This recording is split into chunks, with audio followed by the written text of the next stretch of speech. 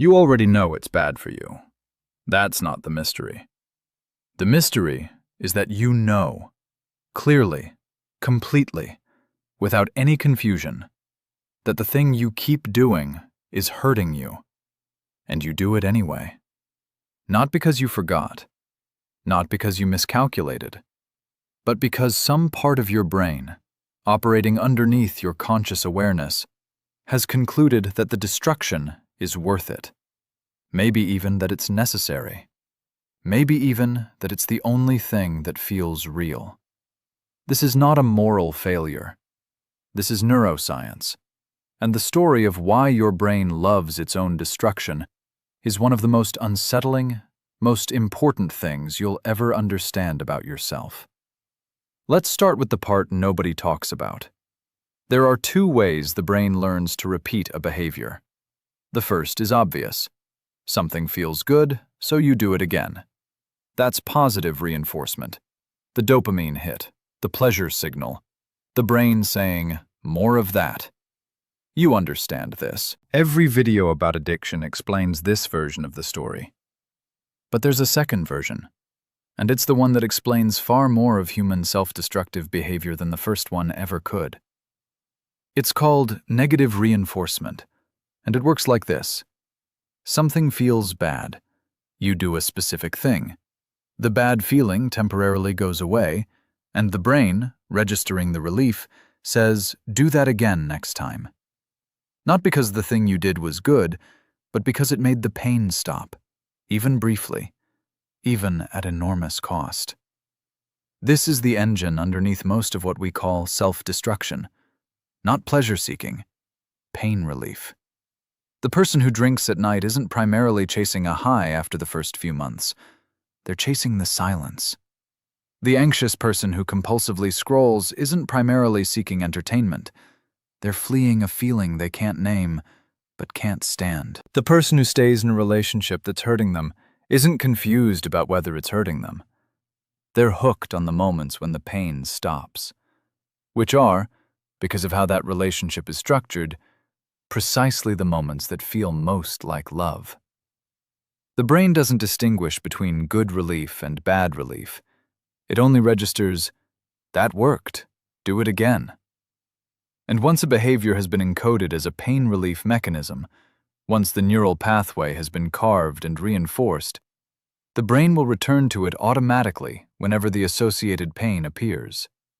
Not because you decided to, because the decision was already made, at a level below your conscious awareness, by a system that learned the pattern before you had any language for what was happening.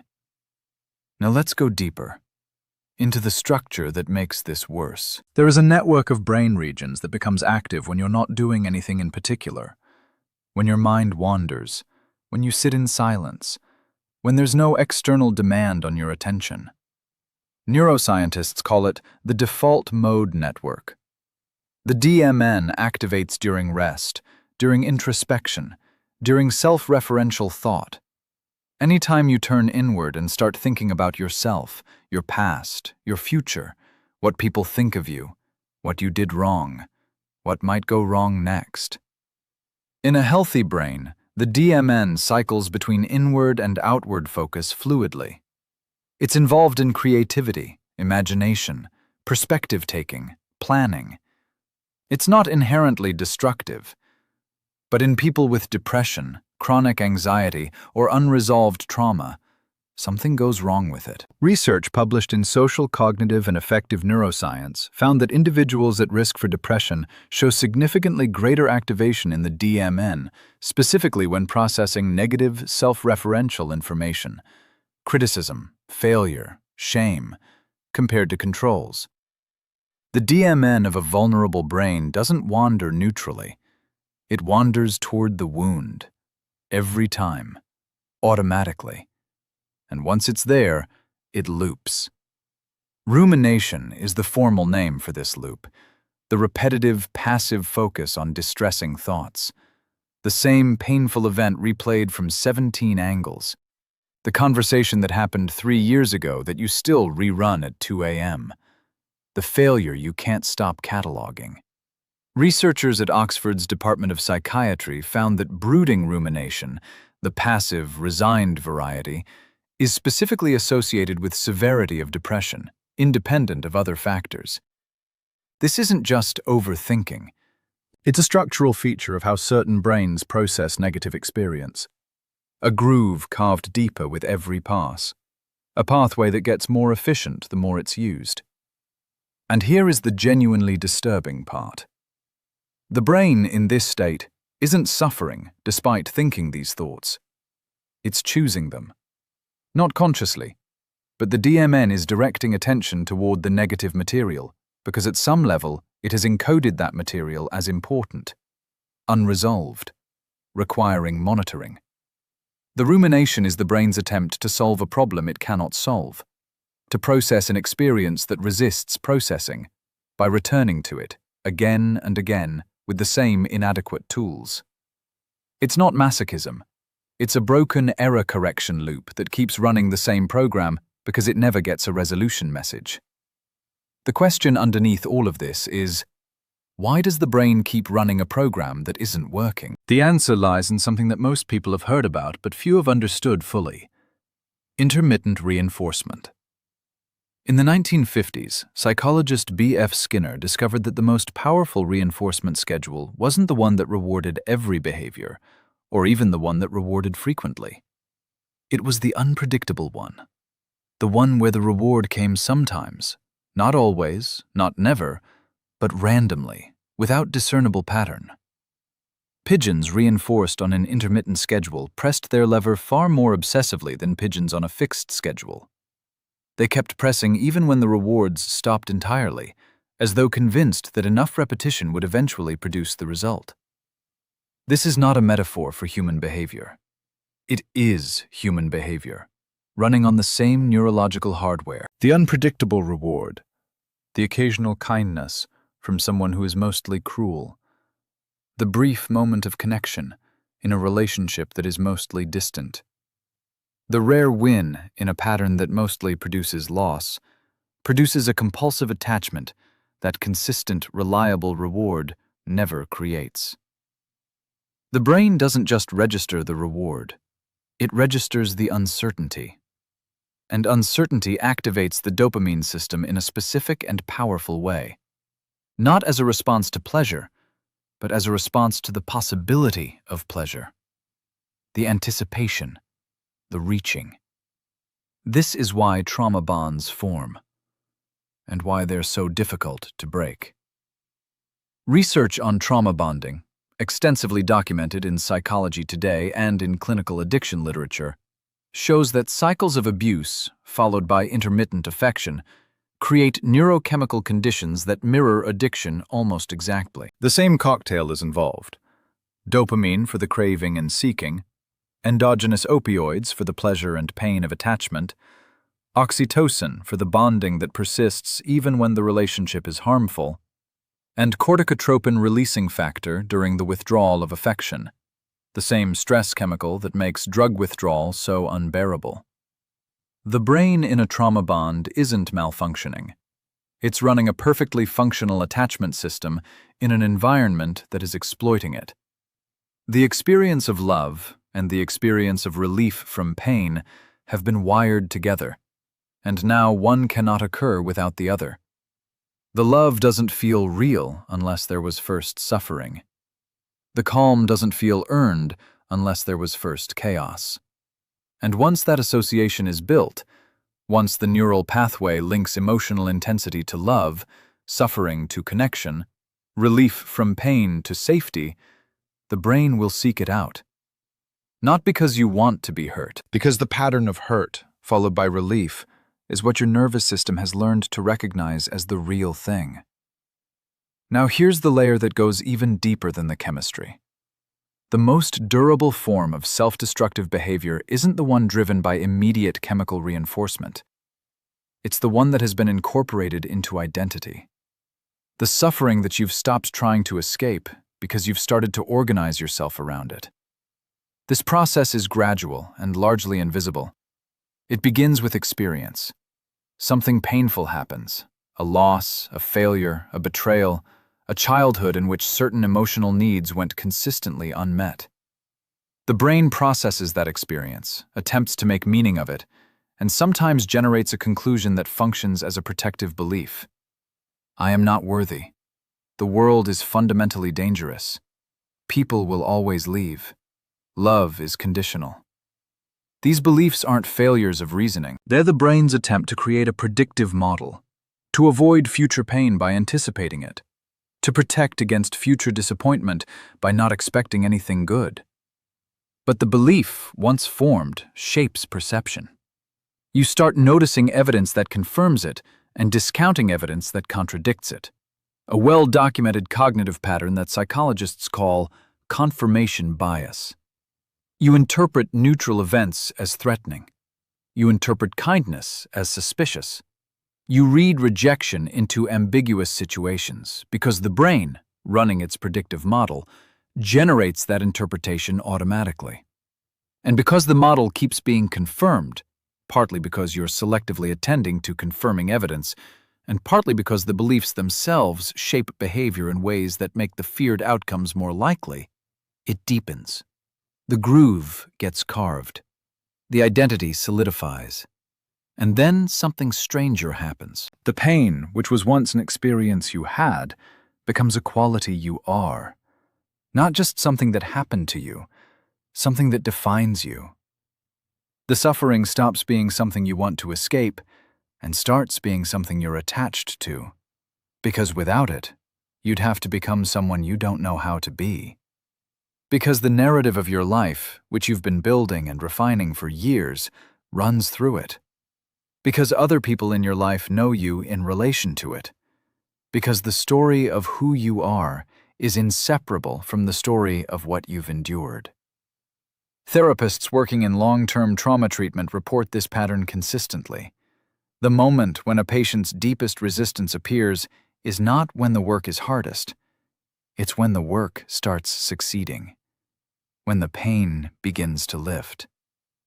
Because the pain, for all its cost, is familiar.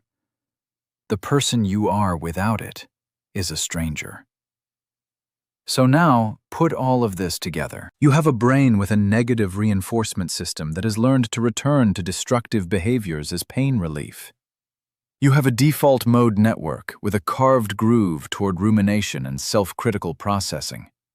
You have an attachment system that has been wired through intermittent reinforcement to associate emotional intensity and pain relief with love and safety. And you have an identity structure that has incorporated suffering as a defining feature of who you are. None of these systems are broken. Every single one of them was doing exactly what it was designed to do in response to the environment it was placed in.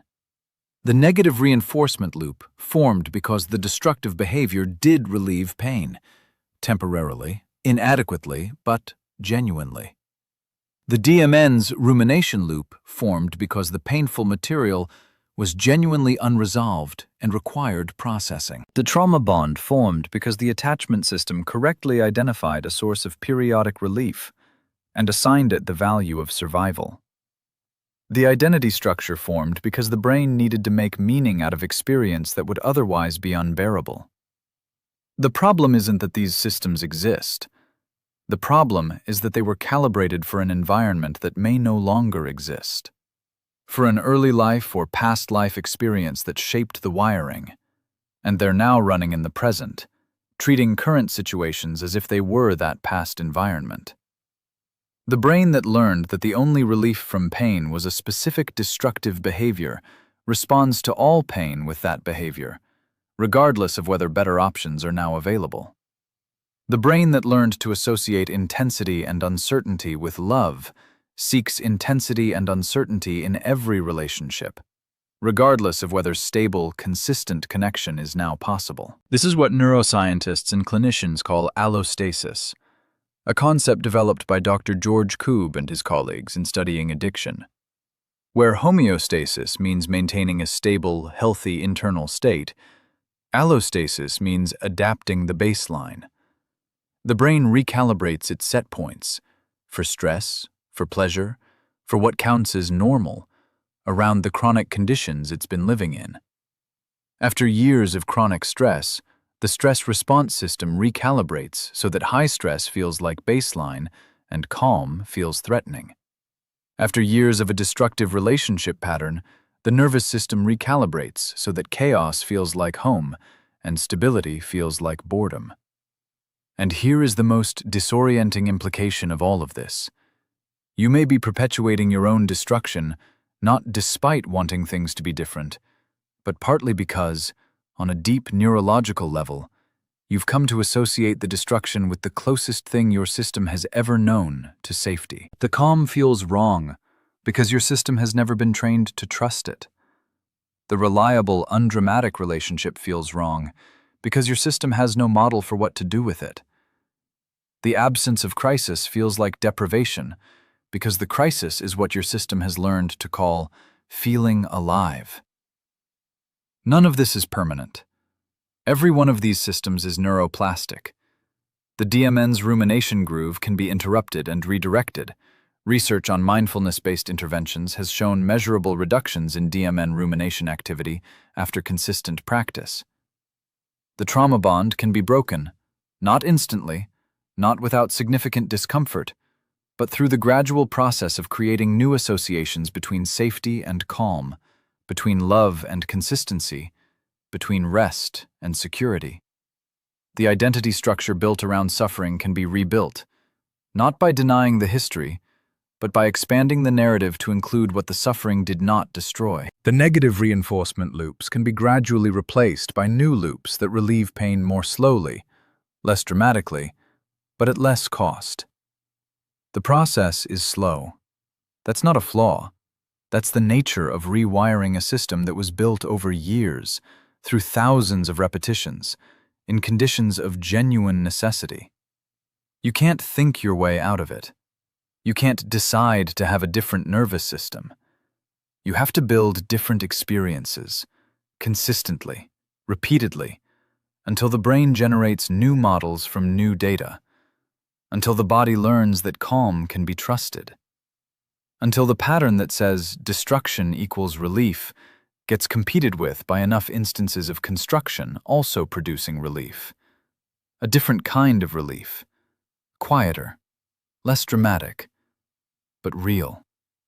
And then, slowly, the math changes. The brain that loved its own destruction loved it for a reason. It was getting something from it. Relief, familiarity, identity, connection, the only version of safety it had ever known. The path out isn't to condemn that brain for its logic. It's to give it better options, more data, a wider range of experiences from which to build a more accurate predictive model. To show the nervous system, through sustained evidence, that the world it learned about is not the only world that exists. You already know it's bad for you. The question the neuroscience answers is, why does that knowledge so rarely change the behavior? Because knowledge lives in the prefrontal cortex, and the systems we've been describing tonight don't live there. They live in the amygdala and the nucleus accumbens and the DMN and the stress response pathways and the attachment circuits that run far deeper and far faster than conscious thought. The knowing isn't the problem. The knowing was never the problem. The problem is that knowing something and your nervous system believing it are two completely different things. And changing what your nervous system believes requires something the prefrontal cortex alone cannot deliver.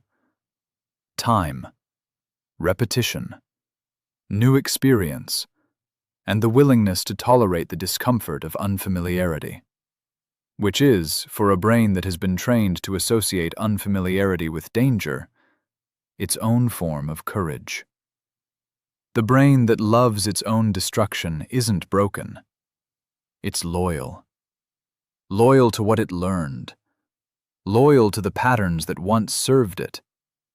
Loyal to the version of safety it was handed and never got to choose. The work is not to condemn that loyalty. The work is to give it something better to be loyal to. And that, more than any single insight, more than any single intervention, is what recovery actually looks like from the inside.